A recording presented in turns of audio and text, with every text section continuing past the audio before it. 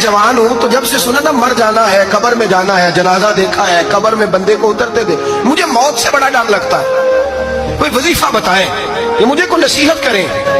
تو میر عبدالواحد دلگرامی رحمۃ اللہ علیہ فرمانے لگے بیٹے تیری جیب کس طرح کی ہے، پیسے کس طرح کے؟ کہنے لگا حضور بڑا کرم ہے اللہ کا، مالدار ہوں، خوشحال ہوں۔ آپ نے فرمایا ایک پروگرام، یہ نہیں اس کو نفسیاتی طور پہ مطمئن نہیں کیا، نہ آپ نے اسے کوئی وظیفہ بتایا، نہ ذہنی طور پر اسے کوئی لیکچر دیا کہ فرمایا تیری مالی پوزیشن کس طرح کی ہے؟ کہنے لگا حضور میں الحمدللہ مالدار ہوں، اللہ نے مجھے نوازا ہوا ہے۔ آپ فرمانے لگے اس طرح کر، روزانہ کی بنیاد پہ صدقہ دینا شروع کر، اور فرض نماز کے ساتھ ساتھ روزانہ کی بنیاد پر چند نفل پڑھنے شروع کر۔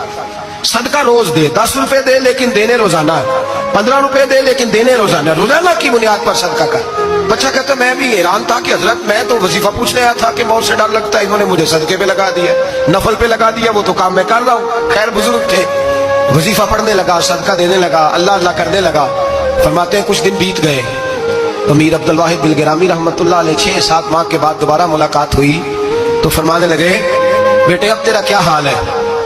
تو نوجوان کہنے لگا حضور اب مجھے مرنے سے ڈر نہیں لگتا، بلکہ اب تو میرا مرنے کو دل کرتا ہے، تو دل کرتا ہے، ڈر نہیں لگتا، اب دل کرتا ہے۔ اور حضور آپ نے میرے ساتھ کیا کیا ہے کہ میرا تو دل کرنے لگا ہے مرنے کو، خوف نکل گیا، دل کرنے لگا ہے میں جاؤں۔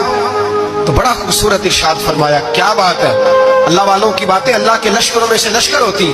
میر سید عبدالواحد دلگرامی رحمۃ اللہ علیہ فرمانے لگے بھائی جس جگہ آدمی کی پراپرٹی ہوتی ہے، جس جگہ اس کا مکان ہوتا ہے، جس جگہ اس کی جائیداد ہوتی ہے، وہاں اس کا جانے کو دل کرتا ہے۔ فرمایا اب تو نے صدقہ دے کے نفل پڑھ کے جنت میں اپنا مکان بک کرا لیا ہے، اب وہاں تیرا پلاٹ ہو گیا ہے، اب تیرا ڈر نہیں لگے گا، اب تیرا جنت میں جانے